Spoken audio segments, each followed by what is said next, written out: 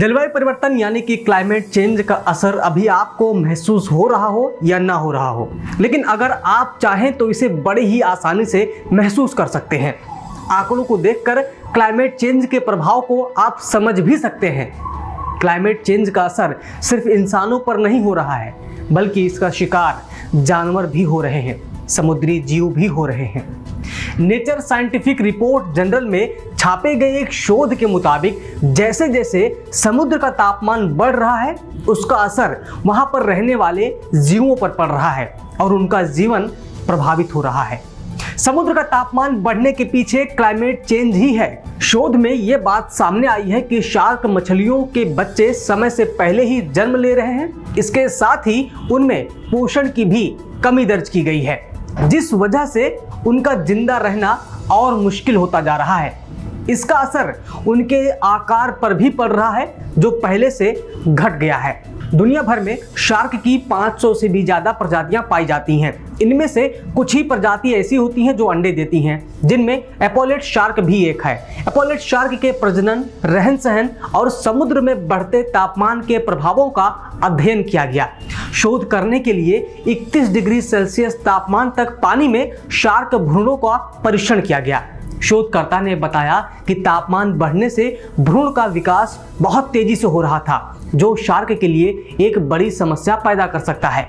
उन्होंने बताया कि तापमान बढ़ने के साथ भ्रूण बहुत तेजी से बढ़ रहे हैं और अपने विकास के लिए उन्होंने अंडे में मौजूद योग यानी कि अंडे में रहने के दौरान जो मौजूद एकमात्र भोजन होता है, उसे बहुत जल्दी ही इस्तेमाल कर लिया।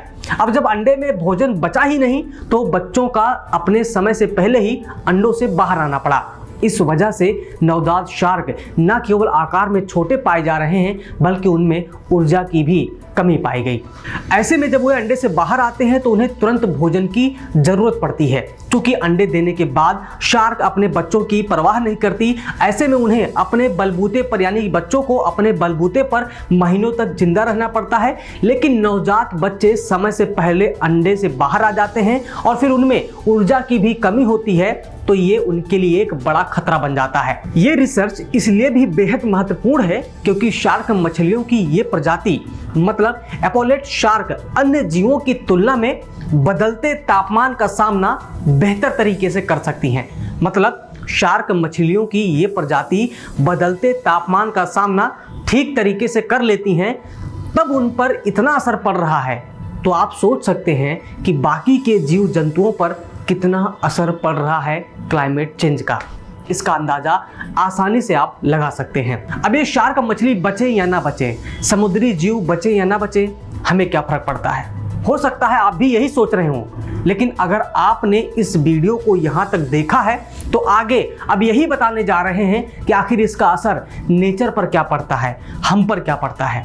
आपको बता दें कि शार्क मछली अपने हमले और शिकार करने को लेकर जानी जाती है। शार्क मछली ही है जो समुद्र के जीवों के संतुलन को बनाए रखती है। अगर समुद्र के इन शिकारियों पर आफत आती है तो पूरे समुद्र पर इसका असर दिखेगा, इकोसिस्टम के साइकिल की चेन टूट जाएगी और ये समुद्र जीवों के साथ मानव जीवन के लिए भी एक घातक साबित होगा। आप देख रहे हैं पर्यावरण पोस्ट, मैं हूं अविनाश।